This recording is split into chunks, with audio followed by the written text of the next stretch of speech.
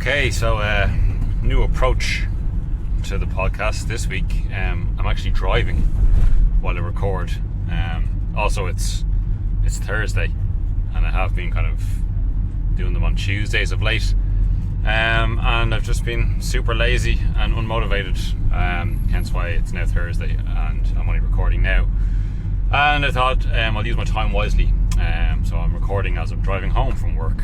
I'm in a larger van this time from other van episodes.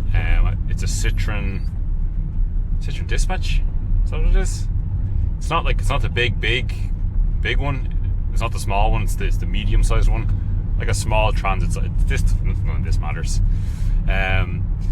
So how is everybody? I'm fine.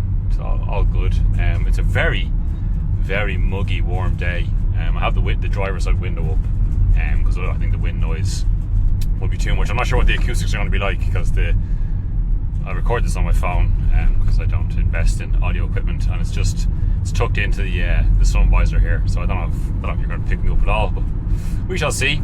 It's all an experiment. So I also have the driver's side window up because obviously the wind noise would be a step too far in the noise obstructions. But it's a warm, muggy day in Dublin. Sun is shining, lovely blue sky, and it's, according to the van's temperature gauge, it's 22 degrees outside. I'd well believe it.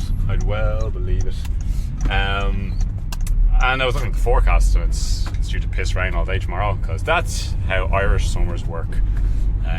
August has been better than July. The washout that was July, it was fucking crazy.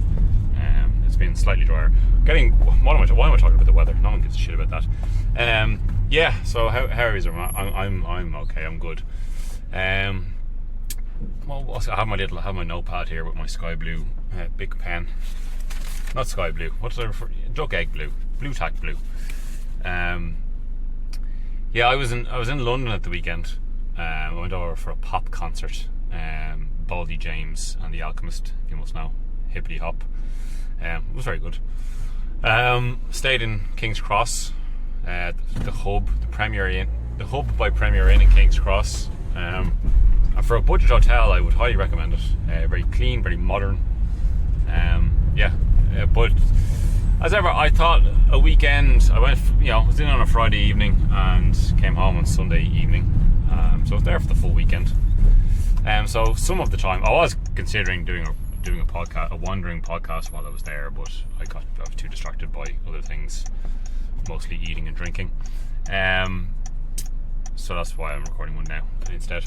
But because being over in London, I expected to see an awful lot of interesting cars, because it is usually a bit of a mecca for the fancy and the wonderful, and the sometimes not so often seen, especially from an Irish perspective. And that's not to say I didn't see lots of good stuff. Now I didn't spend all my time wandering around. On the Sunday, I had time to kill on Sunday because I got a late flight. I had to check out my hotel, obviously. So I wandered down to the SW1 to 3 general area, which is usually where all the real fancy stuff is. I wasn't tripping over stuff compared to other times I've been to London. Sometimes you see special edition Zagato bodied things, and I already made it up because I saw a Zagato bodied. Was it a DB9 or a DB7 last time I was there? Last time I was there, I saw a street parked McLaren P1. Nothing that outrageous. I saw a Ferrari 458 Spider, but you'd see one of them in Dublin. Probably the most outrageous thing I saw was a Brabus 700, which was a Brabus based on the Mercedes ML, and the Mercedes ML being a ridiculous car as it is, and then Brabus just make it more ridiculous. I assume the 700 refers to 700 horsepower, which is just too much. You can't hate Brabus. They're so outlandish.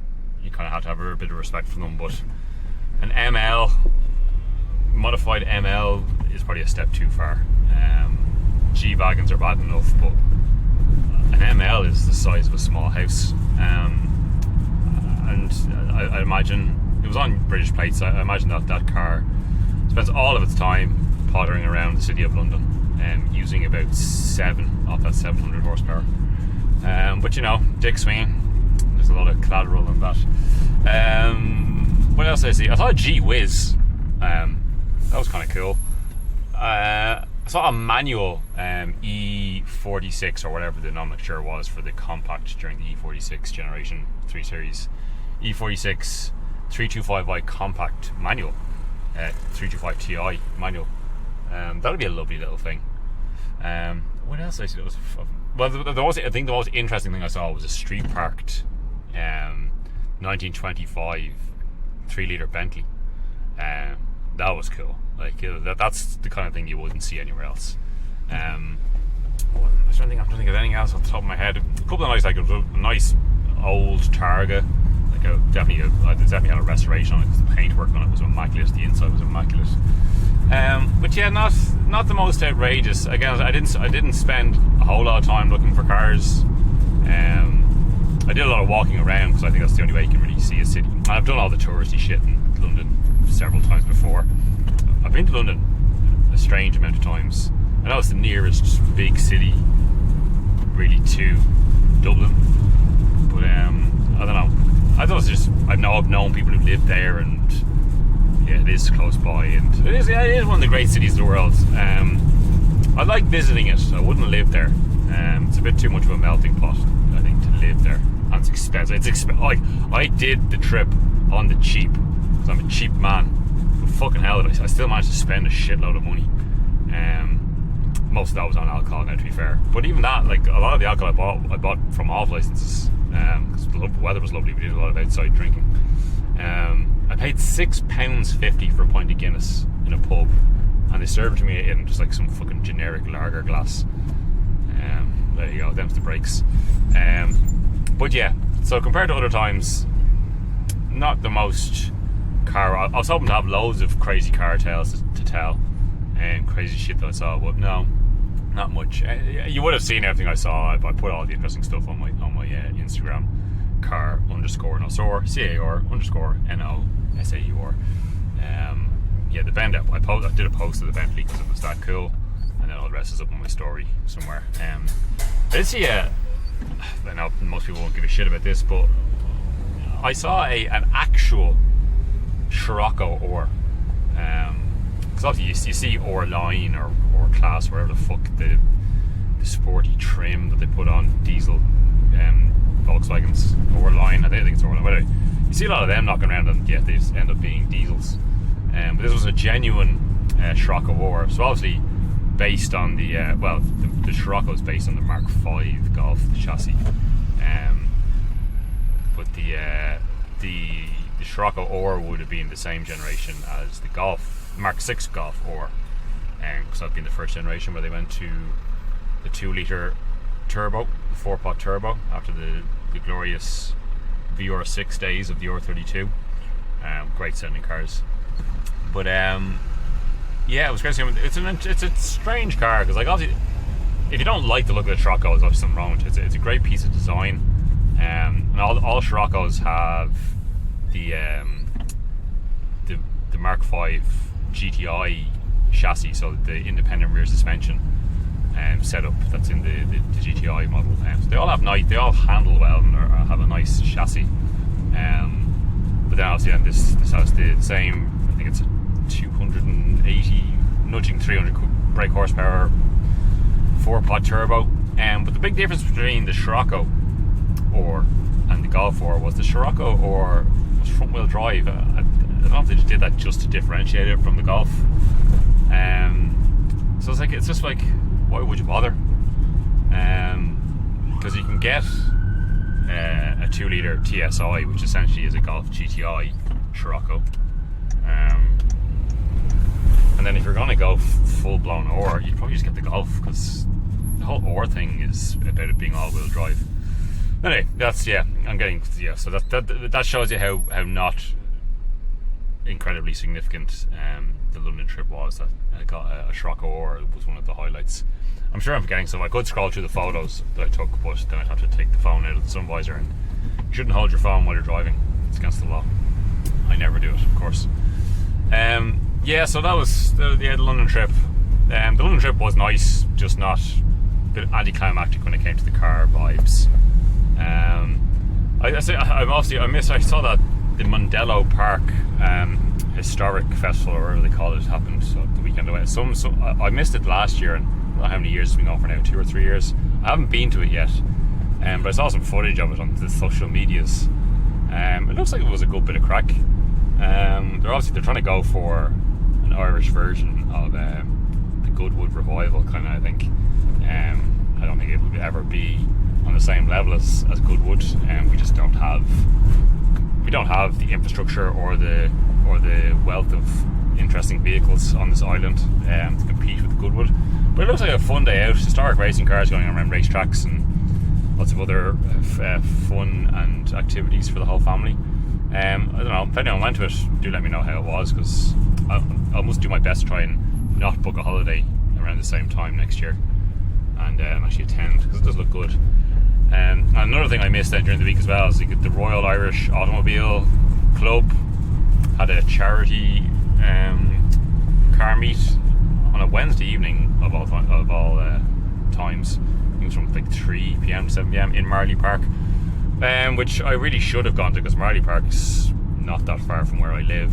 And again, from social media, it looks like there was a decent turnout of stuff. It looks like there was a Ford GT, amongst other interesting classic cars and such.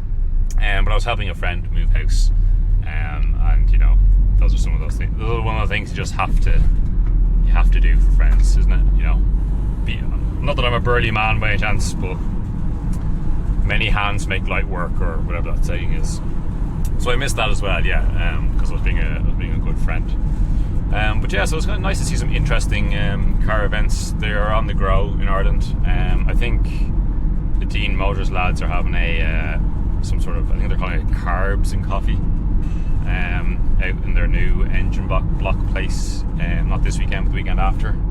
Yeah, so it's good to see a plethora of well organised car events happening in Ireland. It's certainly a step above from when I was a youth. There used to be a show in the RDS, and at the good old days of the Phoenix Park races, that was really our lot back in the day. Now you have cars and coffees all around the country every once a month, and yeah, it seems to be a new car show every few days. I'm rambling on. It seems like I missed. I probably would have had more of an entertaining car weekend had I stayed in the country rather than going to London. But hey ho, so be it. Quiet enough anyway. Really in the car world as well. Like there was no motorsport that I was aware of anyway that happened at the weekend. F1 is still on its summer break. I suppose like there's a lot of rumours going around with it. There's not a whole lot of drivers that are out of contract for next year, but they are still talking. You know, it's a very small, silly season. The only person really that looks unlikely to have a drive next. Well, he might because he's American, but Logan Sargent is the only one who really has a question mark on him, because he's been outclassed by Alex Albon, who's clearly a fantastic race driver.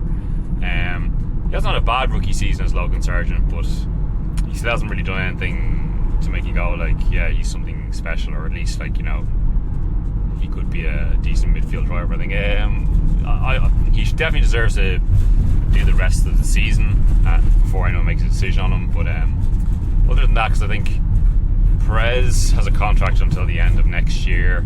Hamilton hasn't signed, but he will. With Mercedes again.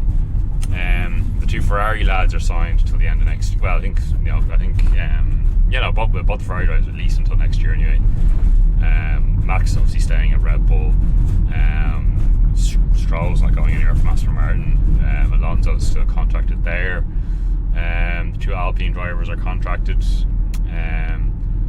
Bottas is contracted at Alfa Romeo. Zhou isn't contracted, but it seems likely that he's going to keep his drive. He's been showing a decent form, especially up against Bottas, and he brings in some decent Chinese money. And there will be a Chinese Grand Prix next year where we've been pretty much guaranteed. So I think they'd want to keep a Chinese driver on the grid as well for that. What other teams are there? McLaren lads, they're contracted. People are kind of going. are murmuring that Norris is looking elsewhere, but I think that was before McLaren kind of had to turn around this season.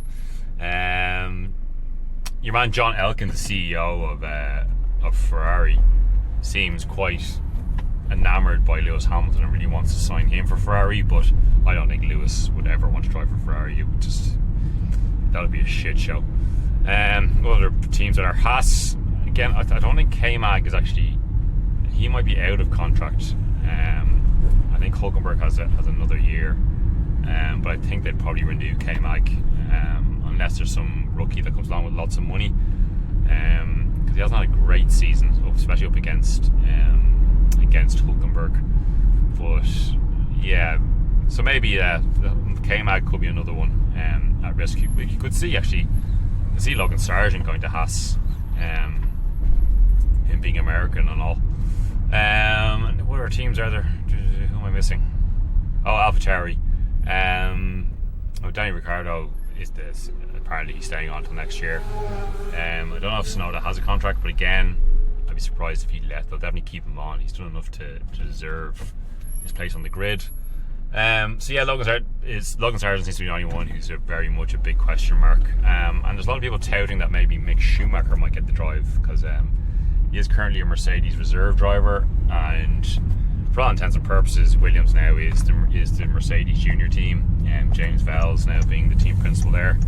He of Mercedes lineage, and yeah, Mercedes supplied the engines to Williams, and they've always had a bit of a cozy relationship with drivers, etc. It'd be nice to see Mick to get another chance at it. I'm a big Schumacher fan. He certainly showed improvement before he got the boot from Haas. Okay, he didn't do anything overly spectacular, but I think he needed a little bit more time, and his time at Mercedes he may have gained a lot, so we shall see. So yeah, geez, I managed to stretch out a bit there about Formula 1, even though not really a whole lot's happening. I think so. It's not on this weekend. Are they back the weekend afterwards? Possibly. I think they are. Yeah, I think it's the last week of Monday in August they're back. So car news. One thing actually I didn't speak about last week, which I was going to. So it's not really hot news. I just because I wanted to rush to keep it under half an hour last week. But yeah, the Emira i4, the 4-cylinder Lotus Emira, has officially been launched and given to journalists. And yeah, it's mostly positive reviews. The only thing being is that the AMG 4-pot that it shares with the A45, it doesn't have the same amount of power as you can get in the A45, and you just have to feel that that's just a cynical holdback of power, so Lotus can bring out more powerful versions down the road, because this will be the last combustion engined Lotus, which is sad to see. And also the automatic gearbox sounds like it's a bit shit, because again, it's the same gearbox that you get in the AMG, the A45. So they took the hardware from Mercedes, but the software setup was left to Lotus, and yeah, it doesn't seem like they've done the best of jobs in that sense. You can't get it with the manual like you can with the V6, but yeah, but mostly, yeah, it seems like a decent. It handles like a Lotus, as everyone says, and it's, you know, visually inside and outside it's identical to the V6 version. There's a 124 Spider, the newer one, the one based on the MX-5. You see many of them. He has his roof down as well for petrol. It has a horrible just plastic engine cover over the engine. I know it's only a turbo 4-pot, but I've seen a picture of it with the plastic taken off. If I owned one, I'd have the cover off all the time. There's a lot of mechanical gubbins going on. It actually looks kind of cool. And you know, it's more economical. So yeah, there's a lot going for it. If it was my money, I'd have a manual V6 in touring spec. Thank you very much. Although it's gone up a significant amount. It's gone up 20 grand sterling from when it was launched. It's supposed to be a 60-ish grand car. Now it's 80-ish. So like a 4-cylinder Emira. So I'm going off the sterling prices because, you know, all our information really comes from the UK media. I think it's 82 grand, which I think is like, I think you can get a 4-cylinder Cayman for 20 grand less. And you can also get an A110, an Alpine A110 for 20 grand less. The Lotus does look great, and I'm sure it handles beautifully and all, but would I have it over either of those two with that much of a saving? I don't think I could justify it. The V6 maybe, but then it's even, I think a Cayman GTS, 4-litre GTS is slightly cheaper as well. So like, could you really overlook the Cayman, especially with a 6-pot and a manual gearbox? I don't know. I do like the Emira. It's a good looking car, but I don't know. We shall see. Speaking of Lotus, actually, when I was in London, I went by a Lotus dealership. It was on a corner of, I can't remember which street it was, near enough to Hyde Park. And they had an Emira in there, one of the 4-cylinder ones, but they also had 2 of the Electra, the EV SUV that they've just released, which is essentially a Geely, so it's mostly Volvo underneath. Yeah, sad times. It's a horrible looking car, and it's not a Lotus at all. It's a Lotus in badge only. Sad times. Sad times. It's not even built in the UK. It's built in China. Although other EV Lotuses, a lot of sports cars will be built in the UK. Is it Norfolk? Is that where Lotus are? I think it is. But yeah, that's what else is happening in the world. Did you see that? You know your man Niels van Roge, Dutch guy who owns a design company. Became quite infamous when he started making estate versions of Tesla Model S's. He's done a resto mod of the OG Panda 4x4, the Panda 4x4 Sicily. It's a lovely, look it up on the social medias. It's got a lovely kind of, I think it's called it Azzurro blue, and it's got a lovely, like, it's aesthetically it's very close to the original, but just a little extra joie de vivre, with good paint and nice materials for the interior. And it's not that like they've only done one so far, but they do plan on doing a run of them. And I think it's 30,000 euro, which I know is expensive for an old Panda 4x4, but it's essentially a brand new, higher quality Panda 4x4. It's a lovely looking thing. Look that up. That's a resto mod I could really get behind. Considering we look at like something like the Tolman 205, Haggerty with Henry Catchpole did a video on it there just the other day. Lovely thing. You know, it's a Peugeot 205, very close aesthetically to a standard car, but just made better. It's got 200 brake due to it's the 1.6 shell, I think, it's 1.9. Anyway, it's a 205 GTI with 200 brake, fancy coilovers, another trickery to the chassis, and new cams and blah blah, and exhaust system, blah blah blah. Lovely thing, but I think they start at 80 grand and you can spec one up to about 130 grand, again sterling. Like 130 grand for a Peugeot 205 GTI. I know it'd be fantastic, but 130 grand, that's a spicy meatball. Come out. I'm pulling into my local supermarket, and the car park is possibly one of the worst car parks in the world.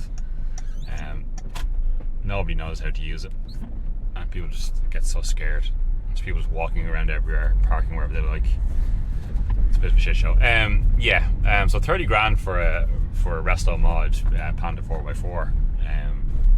Yeah, sign me up if I had 30 grand, which I do not. Right, I'm just going to park here in case this sounds like it's getting a bit. If I'm getting a bit stuttery here, because this is a mental. Look at that for a fucking zombie war machine, like some sort of. Look at a classic Range Rover. I'd take a picture of that for you and put it on the Instagram, but there is a guy sitting in it, and I'm going to park near it here.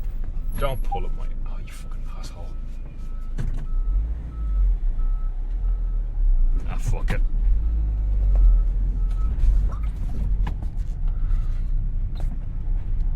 Oh, sorry. You see, look, I've gone silent because I'll pull in behind this classic Range Rover. I'll get a cheeky snap of it for you. It has a 50-year badge on the back of it as well. It's on ZB plates.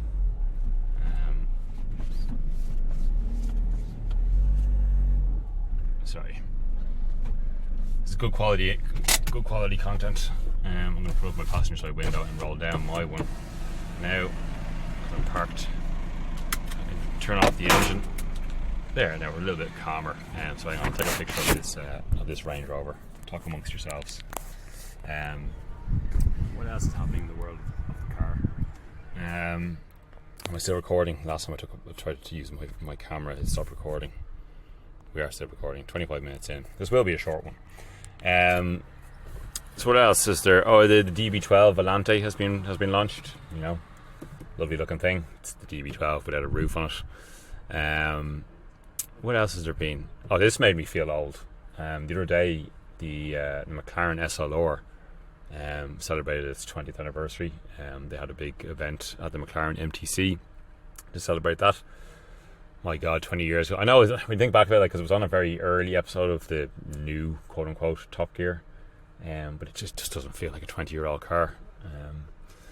Yeah, so there you go. Now you feel old. What else is there?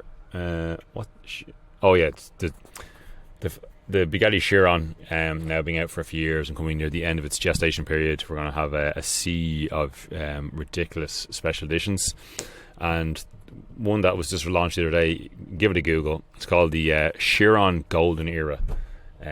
So it's based on is it the Super Sport they're calling the Chiron one? The one with the long tail, based on the one that did 300 miles an hour.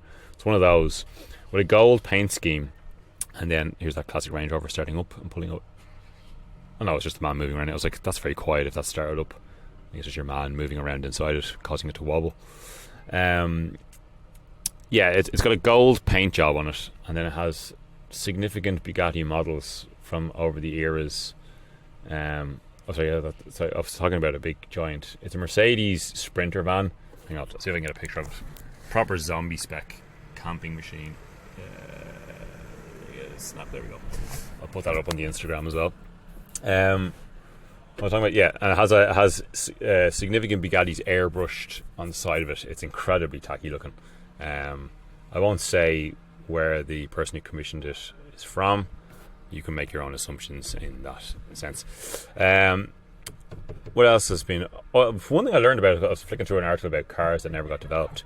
A Mercedes 600 Coupe, so, the Mercedes 600, grosser era, that's the Mercedes 600. They did contemplate making a coupe version of it, and there was one prototype made. That's worth googling as well. Look that up. It would have been a cool car that would have been, but they decided not to bother and just invest in the larger saloon versions. And they had a bunch of coupes anyway, and they thought it wouldn't sell. But it's one of those things. Maybe it wouldn't have sold in period, but if they existed now, they'd go for silly money. What other interesting stuff has happened?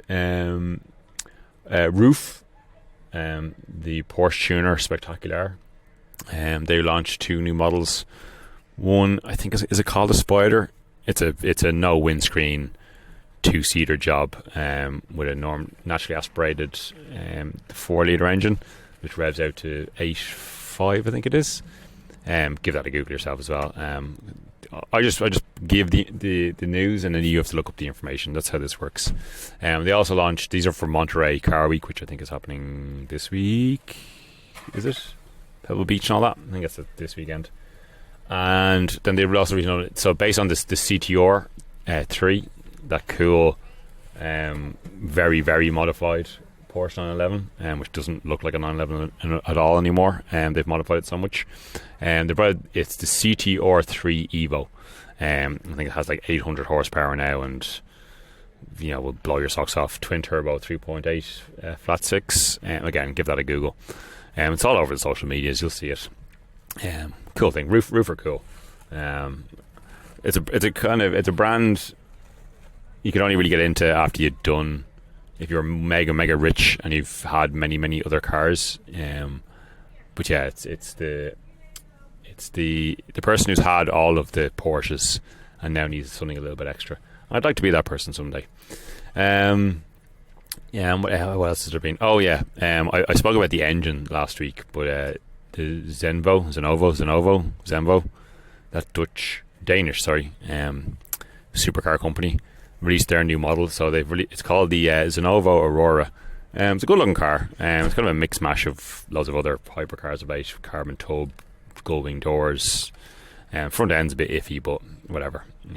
It's a car they're a company that only nerds know about, us car nerds. They obviously sell a few of them if the company's still going and they're launching new models. But yeah, it has a quad turbo V12 with a bit of hybrid assistance. I think it's making something ridiculous, some ridiculous 4-figure horsepower. Yeah, I think that's really about it for car news. As I said, it's been fucking slow. It's been a slow week generally. I'm going to Paris next week. I'm not really sure what to expect on the car front there. I'm going for just a holiday. I'm hoping I'll be tripping over loads of French tat. But we shall see. I might record one. So I'll be coming back the Thursday of next week. So maybe while I'm sitting around the airport waiting to go home, I'll record my next episode, and I'll have some interesting French related car wankery to talk about. This has been a particularly boring episode. I do apologise. I hope the van driving experience wasn't too terrible. But yeah, I'll wrap it up now. I'm sure I'm forgetting stuff that I should have said. I don't have a classified car of the week because I didn't look anything up. I'll give you a song of the week though. So that gig I went in London, Baldy James and the Alchemist. Check out one of their tracks. Look up Turpentine by Baldy James and the Alchemist. It's good if you like hip hop. It's a cool kind of underground hip hop tune. And I don't have a YouTube channel again because I didn't when you reached it. But one thing I did find, the Internet Archive, which is a tool I don't think any of us utilise enough. But I typed in F1 into it and I found an hour-and-a-half documentary about the 1995 pre-season and how teams were dealing with the new regulations. That's an interesting watch. So go to the Internet Archive, type in F1 1995 documentary. I'm sure it will come up. So have I kept it under half an hour, or I've just nipped over half an hour this time. Again, sorry again for the poor quality of this, but I wanted to record a podcast and try and keep on top of them. If you have been listening, I love you very much, and until we speak again, be safe, be well. I'll talk to you again soon. Bye.